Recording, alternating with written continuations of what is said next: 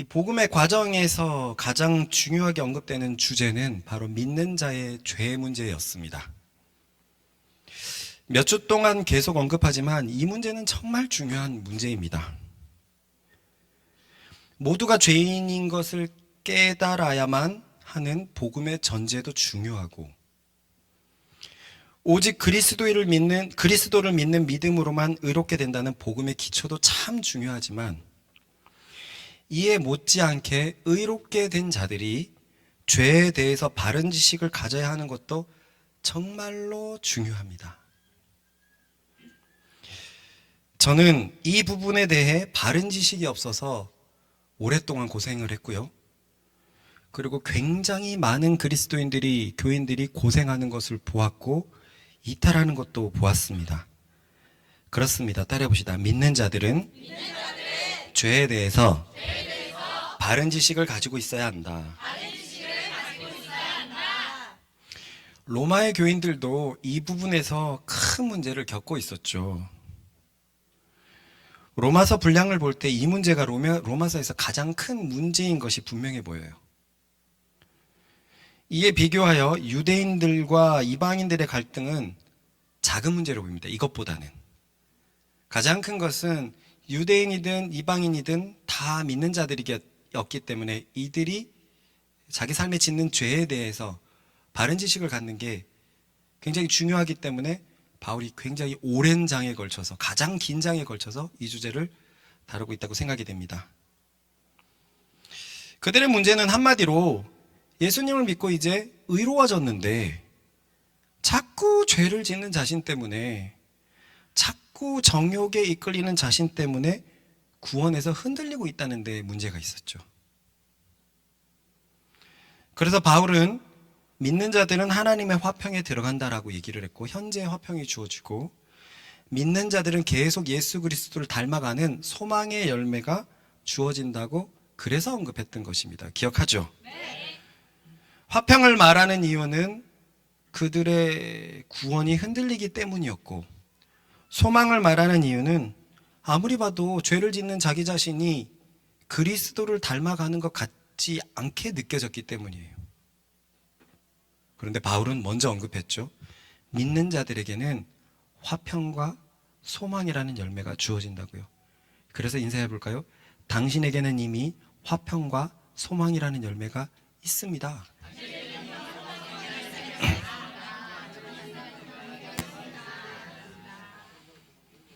그래서 바울은 저도 참 굉장히 감동을 받았는데요.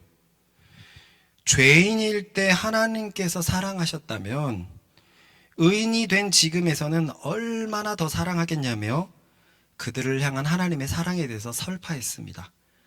굉장히 유명한 구절이지만 저는 이 구절이 이런 의미에서 나온지를 몰랐었어요. 그런데 지금은 너무 감동이 됩니다. 우리 같이 읽어볼까요? 시작! 우리가 아직 죄인 되었을 때 그리스도께서 우리를 위하여 죽으심으로 하나님께서 우리에 대한 자기의 사랑을 확증하셨느니라. 그러면 이제 우리가 그의 피로 말미암아 의롭다 하심을 받았으니 더욱 그로 말미암아 진노하심에서 구원을 받을 것이니, 곧 우리가 원수 되었을 때 그의 아들의 죽으심으로 말미암아 하나님과 화목하게 되었은 듯 화목하게 된 자로서는 더욱 그의 사랑하심으로 말미암아 구원을 받을 것이니라. 저는 최근에 이 말씀이 제일 좋은 것 같아요. 그 생명 안에서 왕이 된다는 말씀과 더불어 제일 좋습니다. 우리가 하나님의 사랑을 너무 자주 잊어버려요. 왜요? 죄 때문에, 죄 짓는 자기 자신 때문에. 그래서 많은 교인들이 자신이 짓는 죄 때문에 하나님이 진노하실지도 모른다라는 생각을 하고 살아갑니다. 그런 생각을 꽤나 깊게 생각해 본 적 있는 사람 손 들어 보실래요? 네, 저도 그랬거든요. 구원 받을 것 같기는 한데, 또 높은 확률로 아닐 것 같기도 하고, 오늘 주님이 오시면 어떻게 해야 되나, 구원의 확신이 있어야 된다는데, 이럴 때마다 생각나는 건 죄밖에 없어요. 난 아직도 지금 너무 안 된 게 너무 많은데 과연 내가 주님 앞에 받아들여질 수 있을까? 그래서 이상한 신학이 나타났죠. 하나님 아버지는 무섭고 예수님은 뭔가 편하고, 성경을 보면 심판하는 자는 예수님인데 예수님이기 때문에 나를 좀 더 봐주지 않을까 하는 이상한 생각, 하나님의 아버지와 그 아들을 달리 생각하는 그런 묘한 신학도 나타났습니다. 진짜 정말 대부분의 교인들이 자신이 짓는 죄 때문에 심판날에 대한 두려움을 가지고 살아갑니다. 그래서 제 옛날 찬송도 보면, 만들었던 걸 보면 천국에 대해서 계속 고민하는 내가 나오죠. 과연 나는 내가 하는 일을 잘 모르겠어요. 뭐 이렇게도 하고, 과연 내가 천국에 갈 수 있을까? 그건 뭐 30년이 넘는 나의 고민이었습니다. 그러나 바울은 이런 교인들에게 하나님의 사랑을 정확히 전합니다. 죄인이었을 때 하나님의 사랑이 부어졌다면 지금에서는 더 어떻겠냐는 말입니다. 굉장히 논리적인 말입니다. 맞지요? 네. 맞아. 그때는 진짜 개차반이었는데, 죄를 죄로도 모르고 그냥 그렇게 살아갔는데, 그게 당연하다고 살아갔는데, 그러나 지금은 분명히 다른데, 지금은 내가 죄를 죄로 알고 있고 죄의식을 가지고 있고 조심하려고 하는데, 생각해보면 지금 하나님의 사랑이 더 크다라는 것은 분명한데, 이게 좀처럼 와닿아야지 말이죠.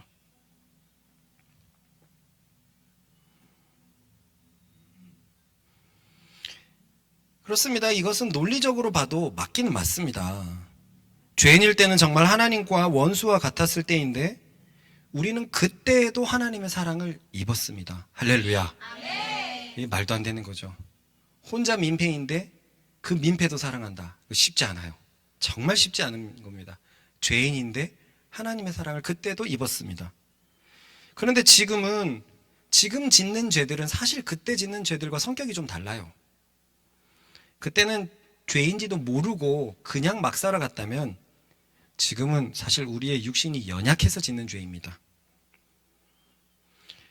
그때 도저히 피할 길이 없는 절망에 빠져 있는 그때도 은총을 입었다면, 이게 도저히 피할 길 없다, 절망에 빠져 있다라는 것은 다른 성경 번역본이었거든요.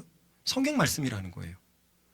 그때도 하나님의 사랑을 입었다면, 은혜를 입었다면, 의로운 자들이 연약하여 짓는 죄들에 대해서는 얼마나 더 은총을 얻을까요? 이것을 믿음으로 받아들이시기 바랍니다. 상식이잖아요. 그래도 뭔가 거슬리죠. 알겠어요. 맞아요. 그때보단 지금이 훨씬 낫죠. 그래도 난 죄인인데요. 하나님 죄에 대해서 분노하시잖아요. 반은 크게 해결된 것 같아요. 논리는 확실합니다. 그때 사랑을 입었다면 지금 사랑을 더 입는 게 맞는데, 근데 왜 저는 사랑을 못 느낄까요? 두렵기만 할까요? 그래서 바울은 아담이 지은 죄와 그리스도께서 행하신 의에 대해서 비교를 시작합니다. 과연 아담의 죄와 그리스도의 의가 뭐가 더 큰지 비교를 해요. 이거는 굉장히 중요합니다. 초보 교인들은요, 죄가 더 커 보여요. 저도 분명히 느꼈던 사실입니다. 교회보다 세상이 훨씬 커 보이고 빛나 보이고 거기가 더 좋아 보였어요. 그래서 내 10대 때는 교회가 너무 초라해 보였어요. 세상은 뭐 화려하고 뭐 날아다니는 것 같은데, 교회는 어두운 곳에서 십자가만 부르짖고 우는 것 같고, 세상이 커 보였어요. 죄가 커 보였습니다. 그리고 내가 뒤돌아봤을 때 죄밖에 생각 안 난다라는 것도 죄가 커 보인 증거죠. 설마 내가 죄만 짓고 살았겠습니까? 그때도 의를 더 많이 했을 텐데, 이 죄가 뭔가 거슬린단 말이에요. 너무 큰 것 같고. 맞습니다. 일단 아담의 죄도 영향력이 어마어마합니다. 우리는 몇 주간 봤죠.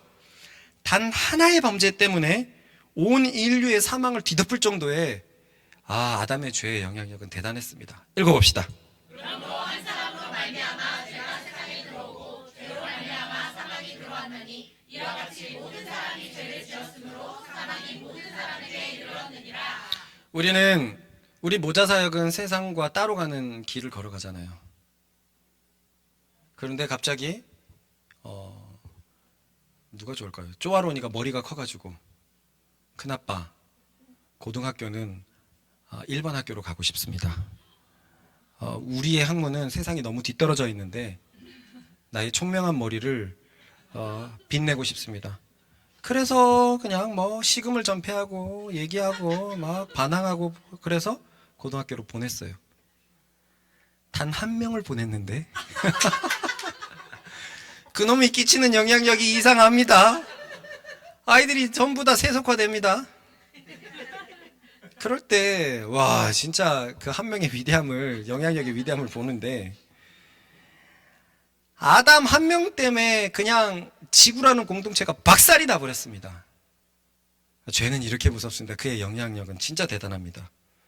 그렇기 때문에 우리는 이 사실을 너무나 잘 알고 있어서 죄가 크다는 생각을 자꾸 하고 있어요.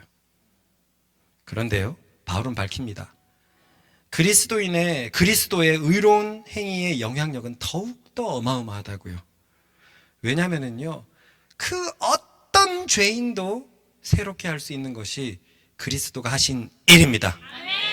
읽어봅시다. 시작. 하나님께서 거저주시는 은총과 아담의 죄는 그 효과에 있어서 서로 비교가 되지 않습니다. 아담의 경우에는 그 한 사람 때문에 모든 사람이 유죄 판결의 심판을 받게 되었지만 은총의 경우에는 죄 지은 많은 사람이 은총을 거저 입어 무죄 판결을 받았습니다. 비교가 안 되는 이유는 두 가지가 있어요. 아담은 한 죄 때문에 모두가 죄인이 되었다면, 예수님은 모든 죄에도 불구하고 모두를 의롭게 할 수 있는 더 큰 능력이 있기 때문에 그렇습니다. 또 하나는, 여러분, 그럼 한 공간에 죄와 의가 한꺼번에 들어오면 결국 누가 이깁니까? 의가 이깁니다. 의가 입니다. 죄가 아무리 죄인으로 만들어봤자 의는 모두를 살릴 만한 능력이 있습니다. 그렇습니다. 죄와 의가 격돌을 하면 의가 이깁니다. 모든 사람의 죄도 의롭게 할 수 있는 것이 바로 우리 그리스도가 하신 일이십니다. 그러니 아담의 죄의 영향력과 그리스도의 의의 영향력은 비교가 되지 않습니다. 이 사실을 초보 교인들이 알았어야 됐어요. 로마 교인도 알았어야 되고 저도 알았었어야 됐어요. 자신이 믿은 그리스도가 가져오신 그 의의 영향력이 얼마나 대단한 건지 알았어야 됐습니다. 뭔가 안 돼, 죄 조금만 들어오면 나는 완전 확 뺏길 거야. 이거는 죄의 영향력을 크게 생각하는 사람들이 갖는 오류입니다. 그런데 그렇지 않아요. 진짜 그리스도인은요, 이 폭풍 같은 죄 속에서도 자신의 의를 지키고 있습니다. 하나님께서 우리 속에서 함께 하시면서 흔들리지 않게 꽉 붙잡아주고 있습니다. 그 로마서 8장의 마지막이 뭡니까? 만일 하나님이, 제일 마지막이 뭐예요? 그 어떤 누구도 하나님의 사랑에서 끊을 수 없느니라. 100명 중에서 99명이 죄인이라도 내가 하나님의 사랑을 입은 의인이라면 그 죄의 영향력보다 내 영향력이 더 큽니다. 진짜 하나님의 사람은 거기 들어가면 그 죄들을 파괴하기 시작할 거예요. 파괴하기 시작할 거예요. 그래서 감히 죄가 그런 곳에 가더라도 정말 저는 빛과 소금이 될 자신이 있습니다. 자신보다 그냥 그렇게 될 걸 압니다. 저도 죄의 영향력을 받겠지만 더 많은 사람들이 제게서 흘러나가는 의의 영향력을 받을 것이라고 확신합니다. 이제 저는요, 의가 훨씬 크다는 걸 알아버렸거든요. 내가 짓는 자범죄보다 그리스도께서 해결하시는 의가 훨씬 크다는 걸 알았거든요. 가만 보니까 흔들렸던 죄는 있지만 저를 넘어지게 한 죄는 없었습니다. 항상 그 속에서 뭔가 오뚜기의 추처럼 나를 계속 일으켰어요. 예전에는 왜 이렇게 나는 흔들리지 싶었는데 이제는 어떻게 해도 서 있네? 이 마음이 더 커져버렸어요. 알아버렸거든요. 아담의 죄의 영향력보다 예수 그리스도의 의의 영향력이 훨씬 큽니다. 그 증거를 봅시다. 예수님을 믿지 않는 사람들은 사망이 다스립니다.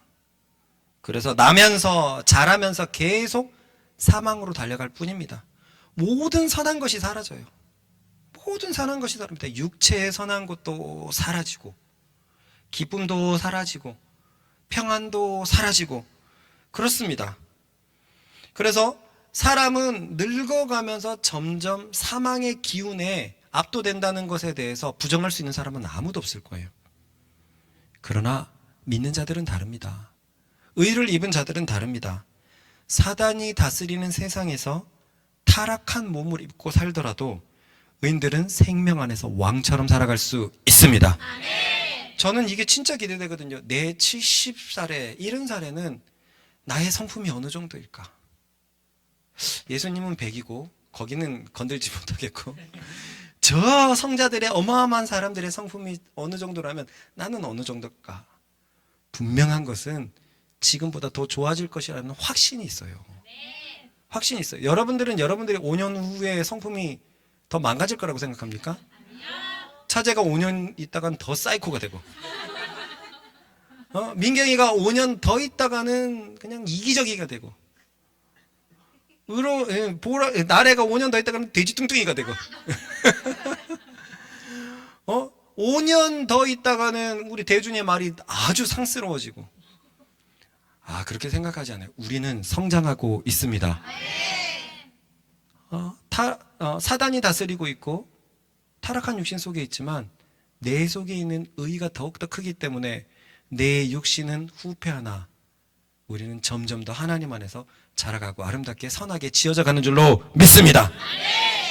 이 사실은 정말이지 그리스도께서 이루신 의가 아담의 죄의 영향력보다 훨씬 크다는 확실한 증거입니다.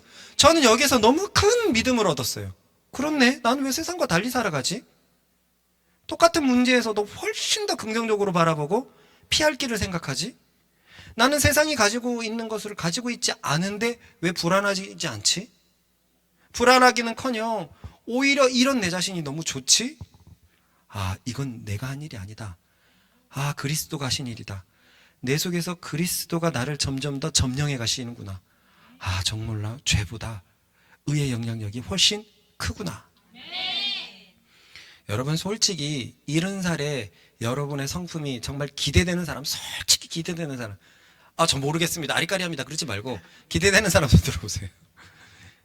우리 70살 때 만납시다. 그때 훨씬 좋겠네요. 훨씬 좋겠네요.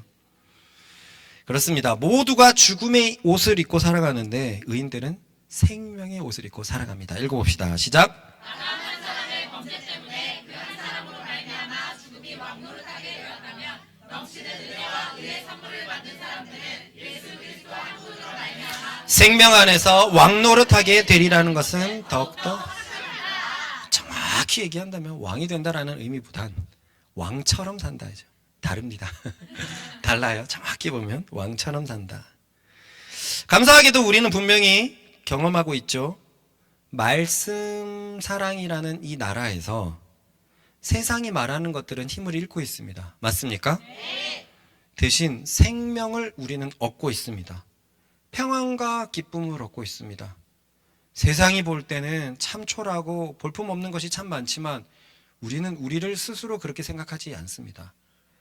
메이커가 많은 곳 속에서 내 옷이 보세거나 메이커가 없다면 불편하죠. 저는 어릴 때 그걸 많이 느꼈거든요. 어렸을 때는 괜찮았는데 크고 나서는 너무너무 불편했습니다. 내가 스스로가 너무 초라하게 느껴졌어요. 그러나 지금은 안 초라합니다. 여러분, 지금 너무 초라합니까? 아니요. 옆 사람을 보세요. 옆 사람도 초라해요. 개낀 도낀입니다. 괜찮아요. 우리는 말씀 사랑이라는 하나님이 세우신 이 교회 안에서 사망을 잃었고요, 생명을 얻었습니다. 이를 볼 때 별것도 아닌 우리가 생명을 누리는 것을 볼 때 그리스도가 하신 일이 훨씬 위대하다는 것을 우리도 그 증거를 가지고 있습니다. 의진이가 이제 여러 사람들을 만나잖아요. 인터뷰이들도 만나고. 최근에 친구를 만났는데 자세한 얘기는 모르겠어요. 묵상해 보면, 니네 교회는 진짜 천국 같다. 우리 안에서 흘러나가는 몇몇 일들이 세상이 볼 때는 이해가 안 되는 일이거든요. 어떻게 그렇게 많은 사람들이 살 수 있어? 동준이한테도, 아니 어떻게 결혼하는 남자 5명이 그렇게 살 수 있어? 그 삶이 괜찮아? 난 너무 좋다라고 하는 그 고백, 그리고 교회 안에서 많은 일들, 너희 교회는 정말 천국 같다. 우리에게 이런 천국의 증거가 점점 쌓이고 있습니다. 자, 지금까지의 내용이 무엇입니까? 죄로 인해서 구원이 크게 흔들리는 로마의 초보 교인들에게 죄보다 의가 훨씬 크고 강하다는 바울의 논지였습니다. 즉, 죄로 신음하고 있던 로마 교인들에게 그 죄에도 불구하고 그리스도의 의가 우리에게 훨씬 크게 드리워 있다는 것입니다. 그러나 모난 사람들은 이런 바울의 격려를 보고도 다음과 같이 조롱할지 모르겠습니다. 아이고, 그리스도인들은 좋겠구만. 죄를 지어도 걱정할 필요가 없겠어.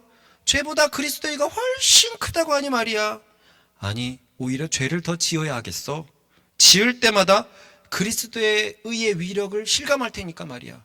뭐 네 속에 그리스도의 의가 더 커? 죄 져봐. 너 아담의 후손이잖아. 죄 져놔. 죄 져봐.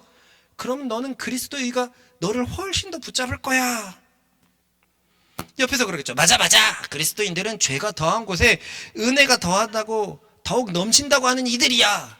읽어봅시다. 시작. 율법이 들어온 것은 범죄를 더하게 하려 함이라. 그러나 죄가 더한 곳에 은혜가 더욱 넘쳤나니. 바울은 죄보다 은혜가 훨씬 크다라는 얘기를 하고 있는데 이 얘기를 오해해서 죄를 져도 의가 훨씬 크다면 더 죄를 져. 의가 더 크게 나타날 거 아니야. 어떻게 보면 이들의 조롱은 합당해 보이기도 해요. 왜냐하면 의를 강조한답시고 죄를 약하게 생각할 수 있거든요. 목사님이 오늘 설교는 참 좋아요. 맞아요. 그리스도의 의가 크죠. 근데 죄도 조심해야 되잖아요. 이게 유대인들의 관점이었어요.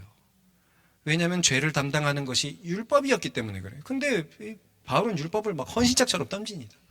율법은 범죄를 더하게 하는 것뿐이야. 죄가 더한 곳에 은혜가 넘친다. 이런 얘기를 합니다. 그런데 이렇게 말하는 사람들은 그리스도인의 정체성을 전혀 모르는 것이라고 우리는 저번 주에 배웠습니다. 그리스도의 정체성을 아는 사람이라면 이렇게 말할 수 없기 때문입니다. 그리스도의 정체성은 무엇인가요? 그것은 그리스도인이란, 따라해 봅시다. 그리스도인이란 죄에 대해서 죽은 자들이다. 그러므로 그리스도인에게 죄가 더한 곳에 은혜가 더한다고? 그러면 죄에 거해봐. 더 큰 은혜를 얻기 위해서. 그거는 맞지 않는 말이라는 거예요. 죄에 대해서 죽었는데 그리스도인 보고 죄에 거해라? 맞지 않은 말입니다. 물고기에게 너에게 자유를 줄게. 물 밖으로 나가봐. 그건 살 수 없는 곳이에요. 이건 아예 안 되는 것입니다. 마찬가지로 죄에 대해서 죽은 우리가 은혜를 더하기 위해서 죄를 열심히 짓자? 이건 그리스도인을 몰라도 한참 모르는 말입니다. 그렇습니다. 그리스도인은 죄에 대해서 죽은 자들입니다. 읽어봅시다. 그런즉 우리가 무슨 말을 하리요? 은혜를 더하게 하려고 죄에 거하겠느냐? 그럴 수 없느니라. 죄에 대하여 죽은 우리가 어찌 그 가운데 더 살리요? 로마 교인들은 그리스도인들이 죄에 대해서 죽은 자들이라는 사실을 그만 잊어버렸습니다. 왜요? 본인이 자꾸 죄를 지니까. 죄를 안 지려고 해도 죄를 지니까 죄에 대해서 죽었다는 사실을 잃어버렸고 죄가 더 크다고 생각했어요. 그래서 자신의 구원이 흔들린다고 생각했죠. 그런데요, 저는 지금 이런 말을 썼거든요. 로마 교인들은 자신들이 죄에 대해서 죽었다는 사실을 잊어버렸습니다. 그러면 목사님, 그럼 로마 교인들은 원래는 알고 있었다는 말이에요? 원래는 자신들이 죄에 대해서 죽었다는 사실을 알고 있었다는 말이에요? 이런 질문이 등장하죠. 네. 그러니 지금 저는 그리스도를 향한 믿음과 죄에 대해서 죽었다는 것을 너무 밀접하게 연결시키고 있어요. 이해는 가지만 조금은 다른 개념 같은데 로마의 초보교인들, 그리스도를 믿는 자들에게 저는 너무나 당연하게 죄에 대해서 죽었다라는 이 공식을 연결시키고 있어요. 이것은 굉장한 관련이 있는데요. 왜냐하면 우리가 그리스도를 믿는다고 했을 때 그리스도의 무엇을 믿죠?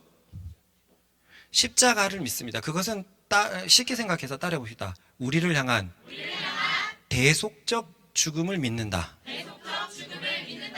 우리 죄를 대신해서 속한 죽음을 믿는다는 거예요. 맞죠? 네. 십자가 할 때 요 십자가를 믿는 게 아니잖아요. 이것을 우상처럼 생각해갖고 이 십자가를 집에다가 걸면은 사고가 안 나고, 어떤 초등학문에 잡혀있는 그리스도인처럼 차에다가 십자가를 걸면 사고가 안 날 것 같고, 아니요, 이거는 그냥 나무입니다. 아무런 의미가 없어요. 우리가 십자가를 믿는다고 할 때는 십자가에서 예수께서 하신 일을 믿는 겁니다. 우리 죄를 위해서 대신 속하신 죽음, 대속적 죽음을 믿는다는 것입니다. 이것이 바로 복음의 핵심 내용이거든요. 그래서 믿는다고 하는 자가, 이 믿음을 가진 자는 초대교회에 의해서 세례를 받고 기독교 공동체에 들어오게 합니다. 이 믿음이 있을 때, 십자가의 믿음, 대속적 믿음이 있을 때 세례를 받고 공동체에 들어오게 됩니다. 그런데 여기서 세례란 단순히 입교 의식이 아니라 물에 잠겼다가 일어나는 행위를 통해서 당신은 이제 죄에 대해서 죽었고 새롭게 다시 태어났습니다라는 의식이었다는 거예요. 우리가 그동안 놓쳐버렸지만, 로마 교인들도 순간 놓쳐버렸지만, 우리의 믿음 자체가 당신이 죄에 대해서 죽었다라는 것을 상징적인 퍼포먼스를 통해서 모두에게 보이는 그런 실제적인 고백 의식이었다는 거예요. 그렇습니다.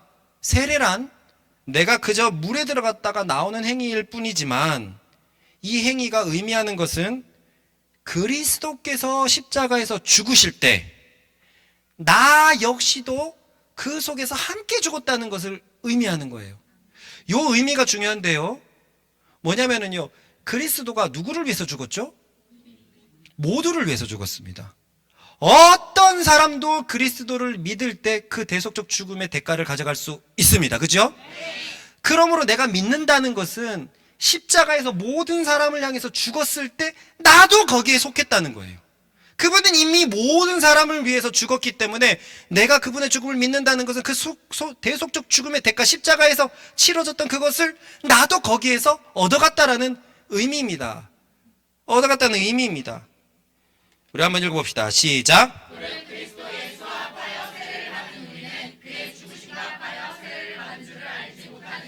그러니까 저는 예전에 이게 어려웠어요. 예수님을 믿는 건 알겠는데, 그래서 십자가를 믿는 건 알겠는데, 성경 표현을 보니까 그가 죽을 때 나도 죽었대요.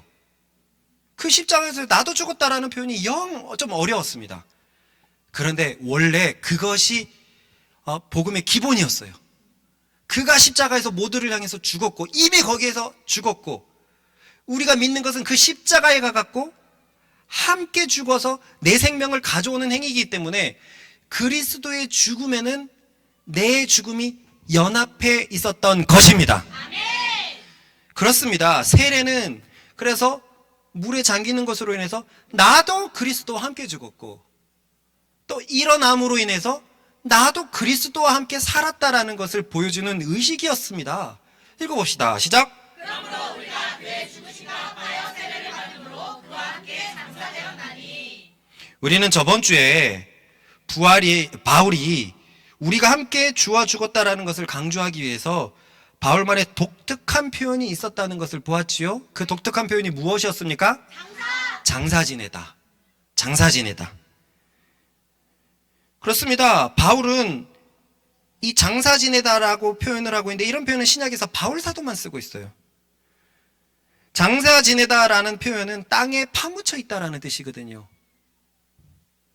그러니까 바울은 그리스도와 함께 죽었다는 것을, 정말 죽었다는 것을 강조하기 위해서 장사 지내다라는 표현까지 사용하고 있습니다.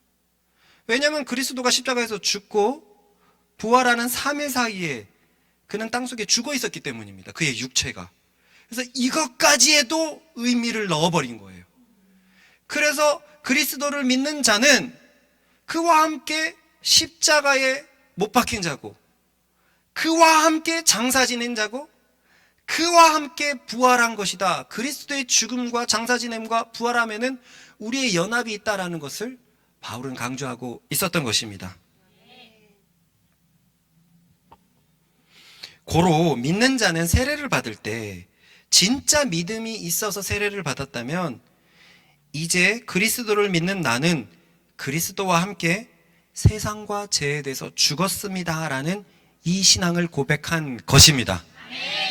그래서 죄에 대해서 죽었다는 것은 어떤 신앙이 굉장히 높은 사람이 하는 고백이 아니라 믿는 자라면 초보부터 하는 고백인 거예요. 여러분, 한식을 한다면 뭐가 가장 기초겠습니까? 아니, 더 기초가 있죠. 밥이요, 밥. 밥 짓는 것부터 시작해야 됩니다. 밥 짓는 것부터. 이건 기본 중에 기본이에요. 그런데 로마 교인들, 초보 교인들이 이게 있는 거예요. 왜 나는 이렇게 음식이 맛없을까? 난 뭘 해도 맛이 없을까? 그런데 바울은 얘기를 해주고 있습니다. 너희들 모두 다 밥을 잘 지을 수 있는 사람이 아니냐. 밥만 잘 지어도 음식이 맛있는데 이 얘는 좋지 않네요. 이 얘는 좋지 않네요. 머리를 자꾸 전하면서 자꾸 굴려봤는데 좋지 않습니다. 취소. 초보는 그리스도인의 초보는 처음부터 한식의 초보가 처음부터 밥을 지을 줄 아는 자라면 그리스도인이라는 말은 처음부터 죄에 대해서 죽었다는 것을 기억하십시다.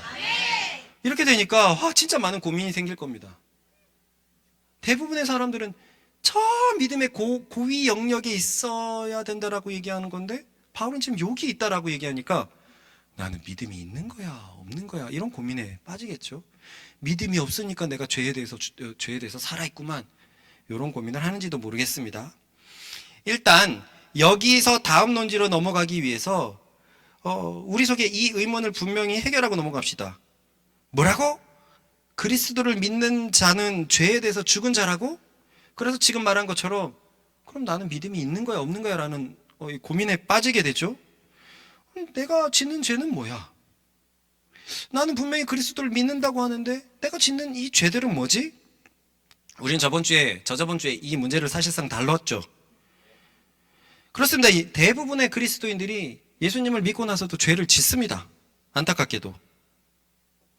그래서 이런 경험을 가진 자들은 믿는 자가 죄에 대해서 죽었다라는 이 의미를, 이 사실을 받아들이기가 참 어렵습니다. 동의하십니까? 네. 그것이 야 세례 받을 때 그 의미였어 몰랐어? 라고 하더라도 받아들이기 어렵습니다. 알긴 알지만 난 살아있는 것 같은데. 그래서 우리는 저번 주에 이 문제를 거꾸로 생각해 봤죠. 그러면 너는 죄에 대해서 살아있다라는 말이냐?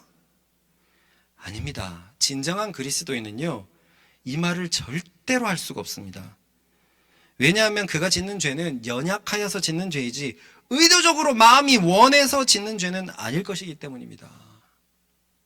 시기와 질투를 한번 생각해 봅시다. 그리스도인도 사단이 다스리고 있는 이 세상에서 살기 때문에 또 타락한 육신 속에서 살기 때문에 그만 욕심에 이끌려서 시기 질투를 하게 됩니다. 작정해서 막 시기 질투하지 않잖아요. 그리스도인들은 끌려가서 시기 질투를 하는 것이지 마음이 원해서 시기 질투하는 게 아니란 말입니다. 우리 경은이가 단비전년 우리 경은이가 아니 의진이 온 지 얼마 됐는데 우리는 경은이의 이 시기 질투를 봤어요. 경은이가 원할까요? 원할까요? 밥 지을 때도 인연들 뭐 할 때도 아니에요. 더 큰 마음은 사랑하려고 하는 걸 겁니다. 맞습니까?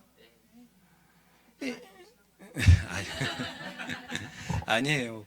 그때도 순간 내 감정이 빨라서 그렇지 정말 막 시기와 질투가 주가 됐다고는 말할 수 없습니다. 그렇다면 여기 있을 수가 없죠. 있을 수가 없죠. 뭔가 내 육신이 약해가지고 사단이 시기 질투라는 생각을 딱 줬을 때 덥석 잡아버리거든요. 덥석 잡아버리거든요. 사단이 하는 일이 뭡니까? 악한 생각이에요. 평범하게 지나갔는데 사단이 탁 쏩니다. 의진이 제가 지금 말이야. 진짜 그렇잖아. 이렇게 되는 거예요. 근데 평소에 의진이 담비에 대해서 막 욕하는 마음, 시기 질투하는 마음, 막 그것이 주가 돼가지고 얘들이 잘못되었으면 좋겠던 마음, 이런 마음 없어요. 그래서 한번 이게 어떤 증거로 알 수 있냐면 내가 정말 시기 질투하는 마음이 있었습니다 라고 얘기한다면 그래서 의진이와 담비를 향해 시기 질투를 바랬다면 마음이 편할 거예요. 내가 원했으니까요. 의진이야 나 했는데 막 아드레날린이 막 분비가 되고 도파민 쩔어 내가 만든 거야 지금. 그럴 수 없다는 거예요. 내가 원하지 않는 죄라는 것을 어떻게 하냐면요 끌려가서 죄를 지었기 때문에 시기 질투를 했기 때문에 그 후로 마음이 굉장히 불편해집니다. 이것은요 불신자들이 갖는 죄책감을 말하는 게 아니에요. 불신자도 하나님의 흔적이 있기 때문에 죄책감이 존재합니다. 그러나 신자는 죄책감이 아니라 우리 속에 계시는 성령님의 탄식을 느낍니다. 탄식을 느껴요. 우리 집에 제 욕인데 그날 좀 술도 조금 먹고 그래서 내 감정이 막 되게 편했어요. 그러다가 의진이 얘기가 나왔는데 의진아 너 화장 좀 잘해라. 너 맨날 화장을 잘 못했고 네 얼굴과 코가 기름이 질퍽질퍽해. 그런데 의진이가 그러는 거예요. 아 크님 아무리 그래도 여자한테 질퍽질퍽하다가 뭐예요. 밤새 쓰렸어요. 진짜 내가 왜 이런 표현을 쓰지? 난 뭐 의진이를 막 그렇게 생각하지 않거든요. 뭔가 굉장히 강하게 나갔어요. 그러니까 번질번질을 쓰는 것을 막 술도 들어가고 막 그래갖고 막 그날 내가 계속 느꼈거든. 오늘 내 언어가 세다. 오늘 내가 언어가 좀 뭐가 이렇게 필터링이 덜 거쳐진다. 그래서 어제도 우리 집에서 좀 거론했고 이 부분에 대해서 제가 나한테 어울리지 않는 왜 이런 단어를 썼을까? 저는 그때 도파민이 쩔지 않았어요. 왜 막내한테 이런 표현까지 썼을까 하는 막 탄식이 느껴졌습니다. 그렇습니다. 신자는요, 죄책감이 아니라 그보다 훨씬 아프고 훨씬 고통스럽고 훨씬 반성이 큰 성령님의 탄식을 느낍니다. 로마서 8장에 나와 있거든요. 읽어봅시다. 이와 같이 성령도 우리의 연약함을 도우시나니 우리는 마땅히 기도할 바를 알지 못하나 오직 성령이 말할 수 없는 탄식으로 우리를 위하여 친히 간구하시느니라. 죄책감과 성령님의 탄식은 어떻게 구분하는데요? 불신자의 죄책감은 옳지 못한 것의 인식일 뿐입니다. 그래 거기서 따라오는 몇 가지 결과일 뿐이에요. 신자의 탄식은 주님 안에서 바로 살고자 하는 몸부림으로 나타납니다. 전 앞으로라도 장난으로라도 질퍽질퍽 안 꺼내려고 마음을 먹겠어요. 그렇게 상처를 주는 게 제 목적이 전혀 아니기 때문이에요. 뭔가 좀 재밌게 얘기하려고 하다가 번질번질이 그렇게 돼버렸는데, 분명한 것은요, 신자는 죄 짓고 못 살아갑니다. 의도적인 죄를 계속 지으면서 절대로 살아갈 수 없습니다. 그러나 불신자는 양심의 가책을 느껴도 어쩔 수 없다면서 살아갑니다. 이게 죄책감과 성령님의 탄식이에요. 성령님의 탄식은 같은 행동을 계속 못하게 합니다. 결국은 못하게 합니다. 그러나 불신자의 가책은, 죄책감은 그때만이에요. 뭐 어쩔 수 없어. 그래 내가 살아야지. 어쩔 수 없어. 쟤 돕다가 나도 큰일 나는 걸 어쩔 수 없어.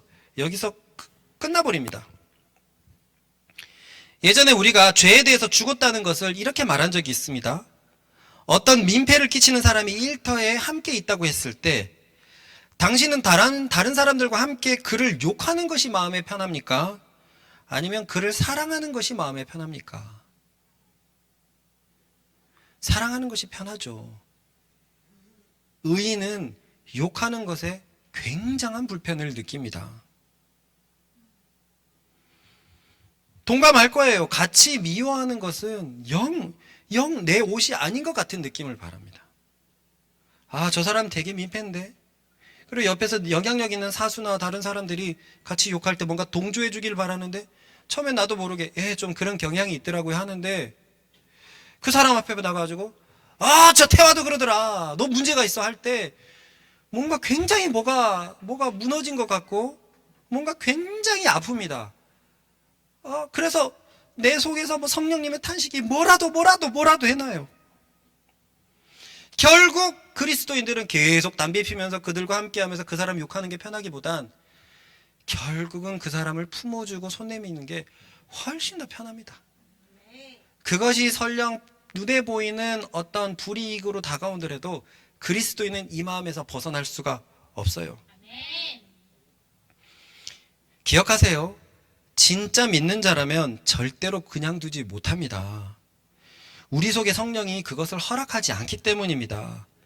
처음에는 휩쓸리고 또한 신앙이 작아서 무기력할 수 있지만, 신자는 성령의 탄식에 따라 결국 품으려고 애쓰는 존재들입니다. 불신자는 동조하거나 그와 엮이지 않으려고 하는 게 최선의 자세예요. 아예 그를 무시하면서 엮이지 않으려고 하는 것. 그러나 신자는 마음에서부터 품으려고 노력하기 시작합니다. 기도하고요. 주님, 저는 연약합니다. 어떻게 해야 될까요? 뻔히 이건 힘든 과정인데 어떻게 해야 될까요? 속에서 스트러글이 있어요.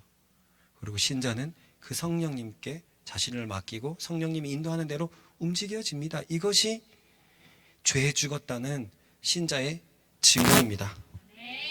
그렇습니다. 그리스도인은 확실히 죄에 대해서 죽은 존재들입니다. 우리의 믿음의 시작인 세례는 그것으로부터 출발하는 것이었습니다. 그런데요, 세례는 아까 한번 내가 말한 적이 있는데 물에 잠기는 것이 의식의 전체가 아닙니다. 물에 잠겼다면 어떻게 되죠? 거기 계속 있으면 진짜 죽습니다. 죄에 대해서 죽고 육신도 죽어요. 그 세례가 말하는 의식이 아니에요.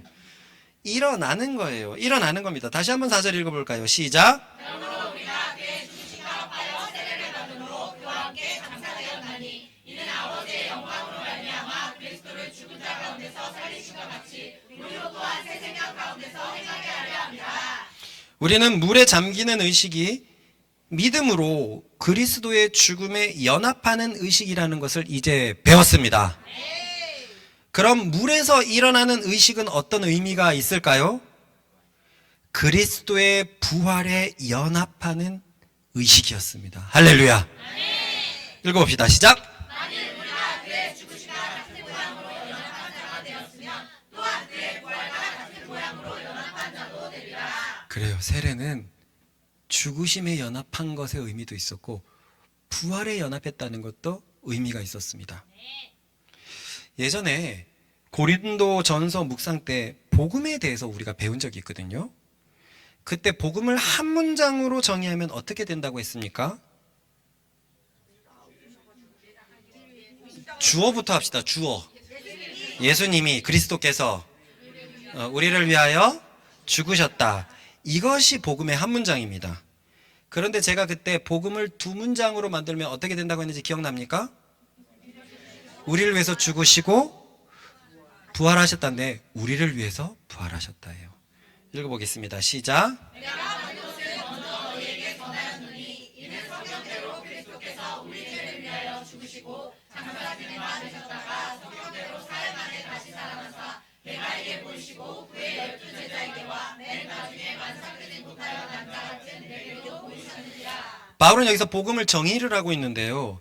이 문장 안에는 총 4개의 서술어가 있습니다. 동사가 있어요. 죽으시고 장사하시고 다시 살아나시고 보이셨다라는 거예요. 근데 가만히 생각해 보면 2개의 동사는 수식어 동사예요.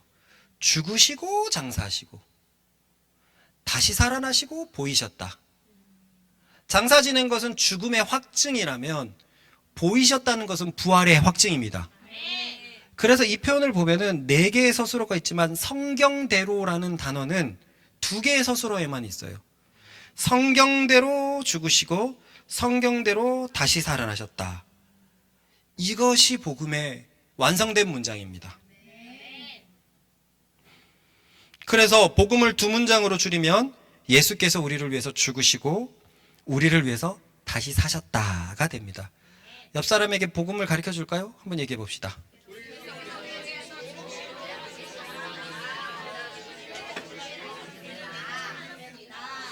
그런데 사실 이 2문장을 한 문장으로 얘기해도 전혀 무리가 없거든요. 그 한 문장은 우리를 위해서 십자가를 지셨다는 그 한 문장입니다.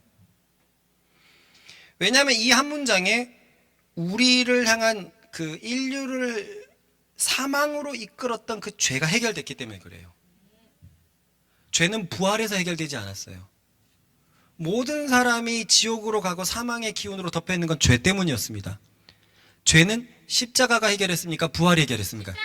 십자가가 해결했기 때문에 사실상 이 한 문장으로도 복음은 충분히 정의가 됩니다. 그래서 그리스도의 십자가가 복음의 시작이자 복음의 전부입니다. 모든 문제가 우리를 괴롭혔던 그 죄의 문제가 십자가에서 해결되었기 때문이에요. 그러나 십자가에서 해결된 그 믿음으로 우리가 거기에 연합되어 있으니까 내가 죄에서 죽었다라는 것을 증명을 할 필요가 있어요. 많은 사람들이 예수님이 날 위해서 죽었지요. 저 그 믿음 있습니다. 십자가, 십자가만 다 대부분의 교인들이 이렇게 외쳐요. 그런데 그 믿음, 예수께서 당신을 위해서 죽었다는 그 믿음이 진짜인지를 증명을 해야 되는데 많은 사람들이 증명을 하지를 못하고 있어요. 그저 앵무새처럼 자기가 믿음이 있다라고 생각을 합니다. 어떻게 내 믿음을 점검할 수 있을까요? 내 믿음을 증명할 수 있을까요? 그것은 이전 말씀에서 나왔던 것처럼 새롭게 부활한 나의 삶을 통해서 증명할 수 있습니다. 이 표현 제일 밑에 문장을 읽어볼까요? 시작. 우리로 또한 새 생명 가운데서 살아가야 합니다. 그래요. 그리스도와 같이 죽었고 장사 지냈다면 그리스도와 함께 부활을 할 텐데, 그리스도와 함께 부활을 했다면 새 생명 가운데서 행한다는 거예요. 새로운 출생으로 살아간다는 겁니다. 그래서 십자가가 전부이지만 뭔가 문장에만 빠져버리면 그 십자가를 점검하지 않을 수 있는 오류가 있습니다. 그래서 그 십자가의 믿음을 점검하려면 부활의 신앙에까지 나가야 돼요. 예수께서 죽으셨다면 다시 살아나셨다는 것에 나가야 되고, 내가 예수께서 죽으실 때 같이 죽었다라는 믿음이 있다면 내가 다시 살았다라는 믿음도 있어야 돼요. 저는 예수께서 예전에 우리를 위해서 부활하셨다는 말을 도통히 이해할 수가 없었어요. 자신이 부활한 거지 왜 우리를 위해서 부활하셨다 그러지? 나를 위해서 죽었다는 건 이해가 가요. 죄가 없는데 나 때문에 죽었으니까요. 근데 왜 나를 위해서 사신 것이지? 그걸 이제야 알았어요. 예수님께서 죄 없이 영광체로 부활하심으로 인해서 그 부활에 내가 함께 속해 있고, 그래서 예수님처럼 예수님의 죽음에 연합된 사람은 부활에도 연합되어 예수님처럼 새 생명 가운데서 산다는 거예요. 그러므로 십자가에 믿음이 있는 사람은 내가 새 생명의 행동을 갖고 있는지 반드시 돌아봐야 됩니다. 그래서 복음을 좀 더 완성적이게 더 명확한 문장으로 얘기한다면 그리스도께서 우리를 위해서 죽으시고 우리를 위해서 부활하셨다까지 우리는 이해를 해야 되는 것입니다. 바울은 그 얘기를 하고 있어요. 이제 우리가 믿는다는 것은 그가 우리를 위해서 죽었고 부활하는 것을 믿는다는 것인데, 너희는 그 부활에도 연합되어 있어. 그래서 너희는 새 생명으로 행동하는 존재야. 그 말을 얘기하는 겁니다. 정말 많은 교인들이 더 나아가지 못하죠. 십자가를 그렇게 부르짖는 교인들이 부활로 나아가지 못하고 있습니다. 성경에서 바울은 복음은 그리스도의 죽으심이 부활로 당연히 이어진다라고 얘기를 하고 있는데 저도 몰랐거든요. 그래서 그리스도의 십자가를 경험한 사람은 다시 태어나서 새 생명 가운데서 행동한다고 그렇게 말하고 있는데 이 부분을 도통 점검하지 않는다는 거예요. 그래서 바울은 분명히 말합니다. 읽어보십시다. 시작. 우리가 알거니와 우리의 옛사람이 예수와 함께 십자가에 못 박힌 것을 죄의 몸에 주어 다시는 우리가 죄에게 종노릇하지 아니하려 함이니. 이처럼 그리스도를 믿는다는 것은 다시는 죄의 종이 될 수 없다라는 것입니다. 이것이 그리스도를 믿는 믿음 속에 들어가 있는 믿음이에요. 그 이유는 그리스도께서 십자가에 못 박혔을 때, 모든 사람을 위해서 못 박혔을 때 내가 믿음으로 그 모든 사람에 내가 연합되어 있기 때문입니다. 그래서 참으로 예수님을 믿는 자는 죄 가운데서 살 수가 없어요. 결코 죄의 종이 될 수 없습니다. 죄가 나를 다스릴 수가 없어요. 시기가 경은이를 다스릴 수가 없어요. 경은이에게 시기가 있었다는 건 알았지만 아무리 봐도 그렇다고 시기가 경은이를 다스리진 않았어요. 근데 회사에서 누가 정말 미운 사람들 보세요. 시기가 그를 다스리고 있습니다. 늘 그 사람 욕이고요. 술만 먹으면 그 사람 얘기하고 있고요.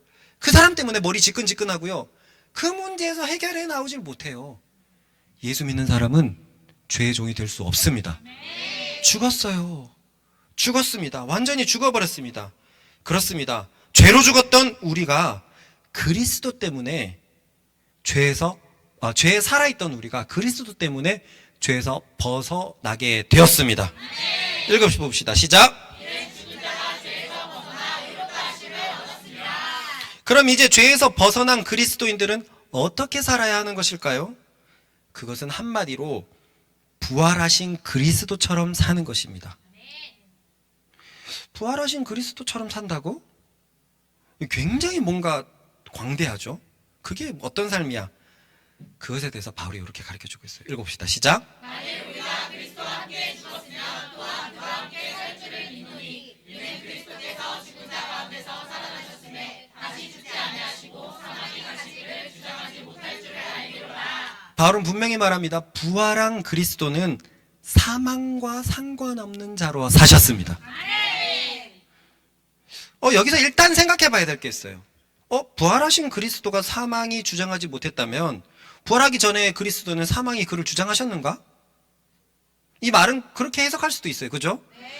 부활하신 것에 초점을 맞춰서 부활하신 그리스도가 사망이 그를 주장하지 못했다라고 얘기하니까요. 어떻게 된 걸까요? 이 말은 반은 맞고 반은 틀립니다. 반이 틀린 것은 그리스도가 부활하기 전에도 사망은 그리스도를 주장할 수 없었어요. 왜냐하면 사망은 죄의 결과이기 때문입니다. 우리가 다 알다시피 그리스도는 무죄한 채로 십자가에서 죽으셨습니다. 그러므로 그리스도가 부활하기 전에도, 십자가를 지시기 전에도 사망이 그를 주장했다는 것은 틀렸습니다. 그러나 반은 맞습니다. 그는 정말로 연약한 사람이셨거든요. 그래서요, 연약한 육체 속에서 사셔야만 했습니다. 배고팠고요, 추웠고요, 더웠고요, 졸렸고요, 두려웠고요. 예수님도 늙어갔습니다. 늙어갔습니다. 이것은 전부 다 사망이 하는 일들이에요. 예수님 배고팠죠. 줄이셨습니다. 부활하신 제자들이 물고기를 잡았을 때도 물고기 좀 빨리 가져와라 라고 했고 베드로가 막 뛰어가고 막 하는 장면도 있죠. 예수님도 춥고 더웠을 것입니다. 그리고 예수님 졸렸어요. 풍랑이 엄청나게 몰아닥치니까 그냥 잠에 못 이겨가고 그냥 자셨습니다. 예수님 그렇게 졸렸어요. 예수님 두려웠죠. 십자가 전에는 앉았으면 좋겠다 라고 두려웠습니다. 다 육체의 소리였어요. 그리고 예수님 늙었어요. 30밖에 안 됐는데 저 종교 지도자들은 50도 안 된 놈이 이렇게 얘기를 해서 예수님의 액면가는 50에 육박하고 있었어요. 이것은 다 연약한 육체 속에 살았기 때문에, 그 죄 때문에, 인간의 몸에 깃든 죄 때문에 살았기 때문에 예수님에게 드리웠던 어떤 사망의 그런 것입니다. 그러나 부활 후에는 사망의 몸이 그를 주장할 수 없었어요. 부활한 후로는 그리스도는 다시는 죽을 수가 없었습니다. 육체적으로도 죽을 수가 없었어요. 부활한 후로는 보면은 마리아도 처음에 예수님을 몰라보고 그런 장면이 있단 말이에요. 왜 몰라봤을까요? 50대의 얼굴이 아니에요. 뭔가 50대가 아니라 인간의 가장 건강할 때 그 얼굴이고 너무 기품이 있고 묘한 듯 닮은 듯 하면서 아닌 것 같은, 그래서 쉽사리 한 번에는 눈치채지 못하는. 여러분, 제가 지금 20대 중반의 나이로 여러분 앞에 쓴다면 한 번에 큰아빠 라고 얘기할 수 있겠어요? 큰형님 얘기할 수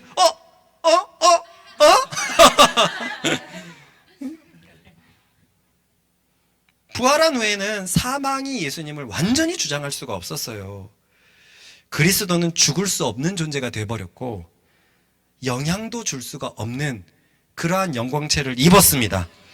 그렇다는 말은 그의 부활은 죄와 사망을 이겼다는 증거입니다. 읽어봅시다. 죽음아 너의 승리가 어디에 있느냐? 죽음아 너의 독침이 어디에 있느냐? 그렇습니다. 예수님의 부활의 큰 의미는 죄에 대해서 완전히 죽어버렸다는 거예요. 죄에 대해서 승리했다는 그 의미가 있습니다. 단 한 번의 예수님의 그 죽음으로 예수님은 죄의 권세를 꺾어 놓으셨습니다. 그래서 부활하신 예수님은 죄에 대해서 죽고 오직 하나님에 대해서만 살아있는 존재가 되었습니다. 읽어볼까요? 시작. 그가 죽으시는 죄에 대하여 단번에 죽으시며 그가 살아계시는 하나님께 대하여 살아계심이니 그리스도께서는 단 한 번 죽으심으로써 죄의 권세를 꺾으셨고 다시 살아나셔서는 하나님을 위해서 살고 계십니다. 이것이 예수님의 부활의 의미거든요. 이까지는 아무 문제가 없어요. 맞아, 예수님이 부활하셨다는 것은 죽음을 꺾으신 거지. 다시는 죽을 수가 없지. 죽음과는 전혀 상관없는 존재지. 사망이 예수님의 부활을 이젠 주장하지 못하지. 요거까지는 문제가 없어요. 그죠? 그런데 앞에서 본 것처럼 우리가 예수님을 믿는다고 할 때는 예수님의 죽음과 부활을 믿는다는 말이고, 그리고 이제는 그 믿음 안에 예수님의 십자가에 내가 연합되어 있고 예수님의 부활에 내가 연합되어 있는 것도 믿음 안에 포함되어 있다는 사실입니다. 그러므로 죄에 대해서 죽었고 하나님에 대해서 살아있는 자가 된 부활한 예수님처럼 그의 부활에 연합되어 믿는 자들 역시, 연합된 믿는 자들 역시 죄에 대하여 죽은 자요 하나님에 대해서만 살아있는 자임을 알아야 합니다. 그래서 바울이 이렇게 문장을 마무리합니다. 시작.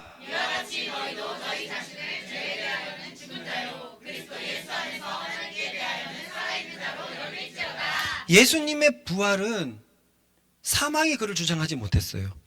그 부활에 연합되어 있다는 사실, 그 부활을 믿는다는 사실은 예수님의 부활을 믿습니다. 살아계신 주 나의 참된 소망 걱정 근심 전혀 없네. 걱정 근심이 그를 주장하지 못한다는 거죠.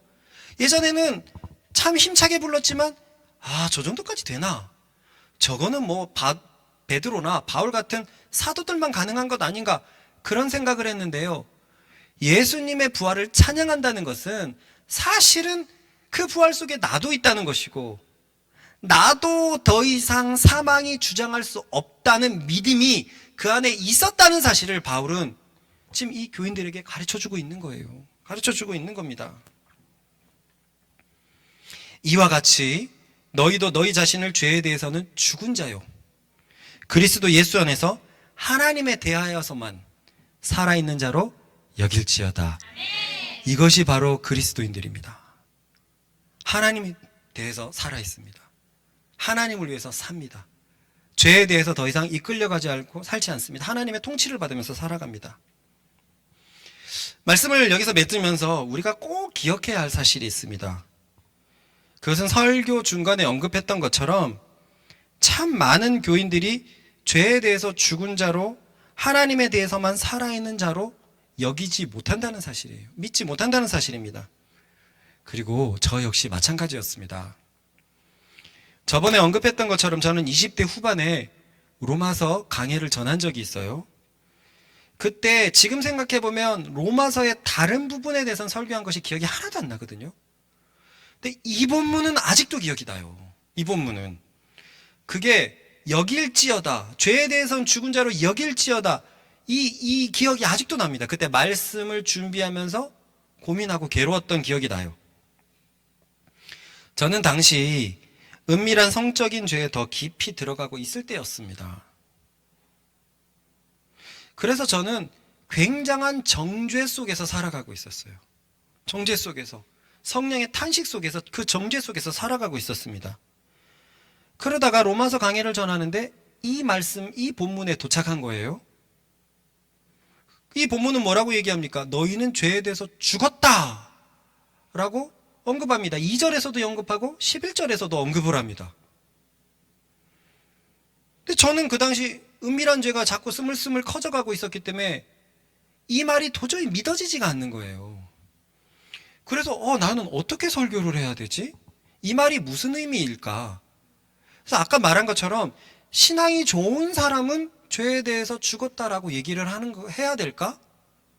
이 문장을 그대로 전하기에는 나는 아무리 봐도 죄에 대해서 죽은 것 같지 않았거든요. 저는 그때도 경험하지 않은 말씀은 잘 안 전하려고 했습니다. 근데 이 말은 도저히 경험이 안 되는 거예요. 저는 굉장히 정죄가 있었으니까요. 그래서 이거를 넘겨야 되나? 제 기억이 나지는 않는데 다른 본문을 한번 전했는지 안 했는지는 모르겠습니다. 결국은 이 본문을 전할 수밖에 없어 전했는데요. 그때 어떤 마음으로 전했냐면 이 말씀에 따라서 여기자! 여기자! 이렇게만 전했어요. 우리는 죄에 대해서 죽은 자로 여기자! 이렇게 전했어요. 뭔가 좀 마음이 좀 편해졌거든요. 그렇게 이 말씀을 믿어보자! 라는 정도로만 전했습니다. 그러니까 지금 우리 믿음은 부족하지만 계속 믿음에 거하다면 언젠가는 저렇게 될 것이다. 그리스도인이라는 것은 죄에 대해서 죽은 자다. 그렇게 여기자. 이 정도로만 전했습니다. 그런데 지금은 그때의 설교를 굉장히 부끄러워합니다. 왜냐하면 우리가 지금 쭉 배웠던 오늘 본문의 믿음은 신앙이 좋은 사람이 그렇게 여겨야 된다라고 말하고 있지 않아요. 초보 중에 초보가 여기에서 출발한다고 말하고 있습니다. 그 증거가 세례였어요. 세례였습니다. 믿는다는 것 자체가, 그래서 많은 사람들에게 세례를 통해 믿음을 고백한다는 것 자체가 그리스도의 죽음과 부활에 연합되었다는 것을 오늘 보았고요. 그래서 믿는 자는 이미 죄에 대해서 죽은 것이요, 하나님께만 살아있는 그렇게 부활한 자라는 것이 이게 믿는 자의 출발이었습니다. 그러니 어떻게 보면 이 본문은 더욱더 정죄감을 주는 것 같아요.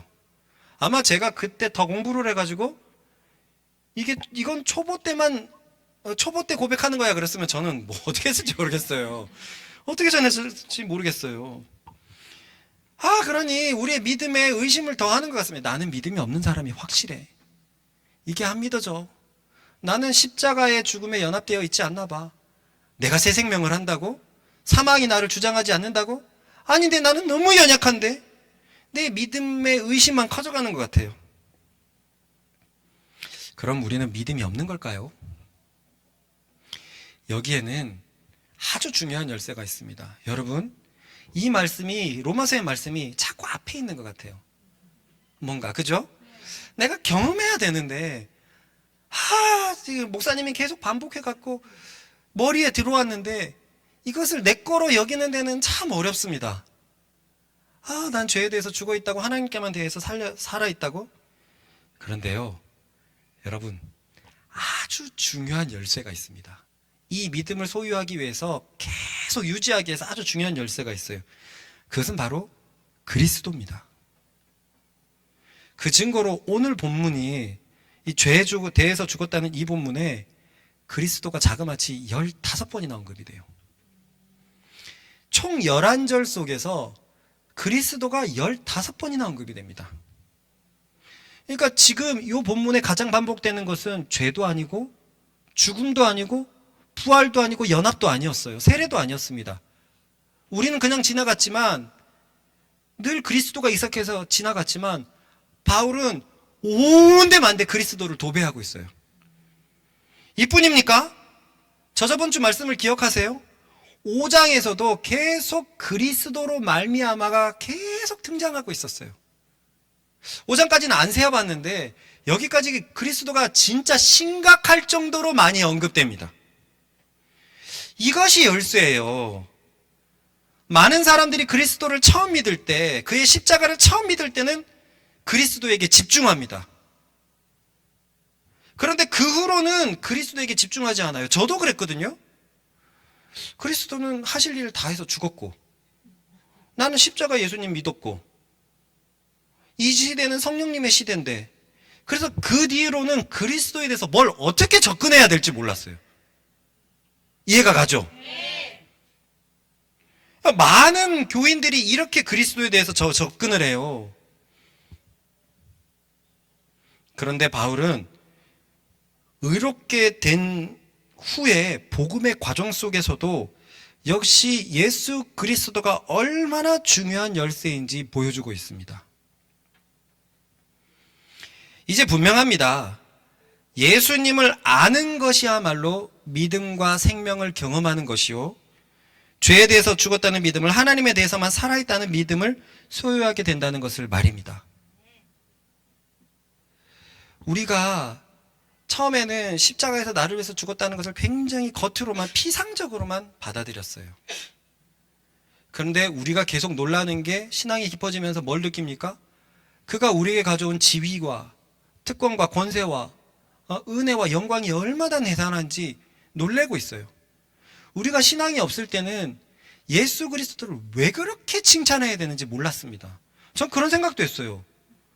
하나님은 왜 그렇게 칭찬을 안 하는데, 모든 찬송이 예수님, 예수는 주 막 그러고서 하나님 서운하겠다 싶어갖고 방골 심리로 하나님만 더 찬양하고 막 그런 적도 있어요. 그런 적도 있어요. 예수님은 십자가에서 할 일을 다 하셨고 그래, 예수님을 왜 그렇게 찬양해야 되는지 몰랐어요. 그러니까 신약의 대부분의 서신들이 예수님으로 도배가 되어 있는데, 히브리서 기억납니까? 누구보다 크신 예수 그리스도, 모세보다 크고 아론보다 크고 무엇보다 크고 구약보다 크고 천사보다 크고 오로지 예수 그리스도만 주목하고 믿음장에 가서 저 구역에 사는 사람들도 사실은 예수님을 믿는 믿음으로 살았다라는 믿기 힘든 얘기까지 했습니다. 맞습니까? 네. 골로새서는 뭡니까? 초보 교인들이 신앙을 더 성숙하기 위해서 어떻게 하면 좋지 그래서 혼합적인 신앙에 딱 끌려가려고 할 때 아니다! 니네 영적 상상의 총체는 그리스도다 하면서 그리스도가 참으로 보물이고 보배라고 그리스도를 소개하고 있어요. 근데 나 초보 교인들은 그거 다 처음 믿음 때 배운 건데 이제 더 어떻게 해야지?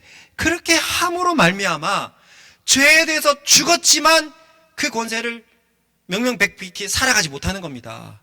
내가 자주 말하는 대로 표현이라면 저 비디오집에 어마어마한 내가 빌린 돈을 예수님이 이미 갚았지만 믿지를 못해서 계속 두렵게 거기 피해갖고 사는 그런 인생이 되는 거예요. 이 초보교인들이 이런 오류가 있었던 것입니다. 권세는 이미 주어졌지만 사용할 줄을 몰랐어요. 그 사용은 예수 그리스도를 계속 묵상하고 바라보고 그가 하신 일의 결과들을 가져오고 그랬을 때 이것을 누리는 것이었는데 이 예수 그리스도에 대한 초점을 놓쳐버렸죠. 그러므로 우리는 이제 분명히 알아야 됩니다. 복음의 과정에서도 우리는 오직 그리스도만 집중해야 됩니다. 그리스도를 집중하지 않으면 하나님께 갈 수가 없어요.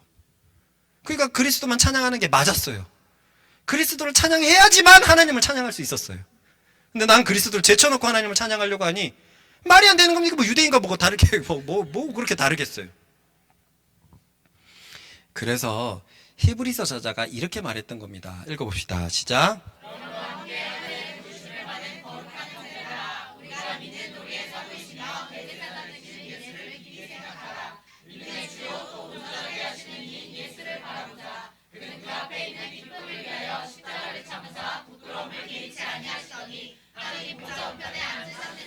십대 사역 때를 기억합니다.